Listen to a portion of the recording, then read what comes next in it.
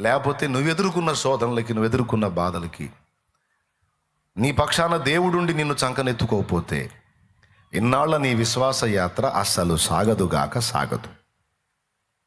దేవునికి స్తోత్రం చెప్పు గట్టిగా. అందరు లైన్లో ఉన్నారుగా? రైట్, బాగా వినండి. మొట్టమొదటి కారణం ఏం చెప్పాను? అనుభవ పాఠం మనకు అవసరం కాబట్టి కొన్ని ప్రతికూలతలు మనకి అనుమతిస్తున్నాడు. ఇక్కడ కీర్తనాకారుడు ఒక మాట అన్నాడు, గాఢాంధకారపు లోయలలో నేను సంచరించినను ఏ అపాయమునకు నేను భయపడను అన్నాడు.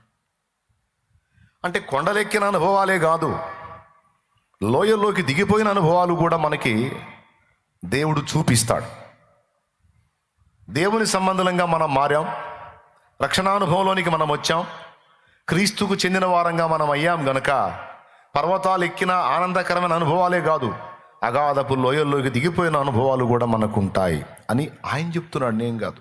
కీర్తనాకారుడు దావీదు చెప్తున్నాడు పరిశుద్ధాత్మ ప్రేరణలో.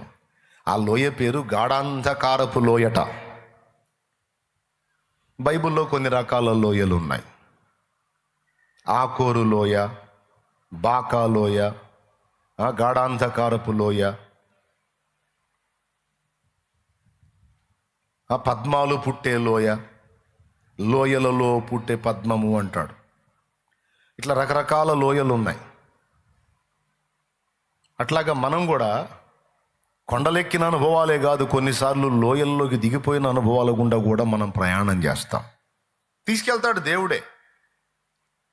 నా లైఫ్లోనే మీకు కనపడతా ఉన్నాయి, ఎవరిదాకా అవసరంలా. నా జీవితంలోనే ప్రశంసలు, పొగడ్తలు, ఏమండి, వాటితో పాటు తిరస్కారాలు, తృణీకారాలు, దూషణలు. ఇది కొండ అయితే అది లోయ, అది లోయ అయితే తర్వాత కొండ. అన్నీ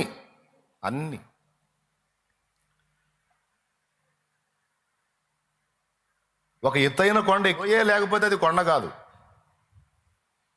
మనమే ఏమని పాడుతున్నాం? ఎక్కలేని కొండ, ఎత్తైన కొండ నన్ను ఎక్కించాయని అడుగుతున్నా. కొండ ఎక్కినాక నెక్స్ట్ ఏంటి? కాబట్టి ఈ లోకపు జీవన యానములో కొండలెక్కిన అనుభవాలే కాదు, లోయల అనుభవాలు కూడా ఉన్నాయి. సిరియా రాజు, సిరియా సైనికులు వాళ్ళు అనుకుంటారు, ఇశ్రాయేలీయుల దేవుడు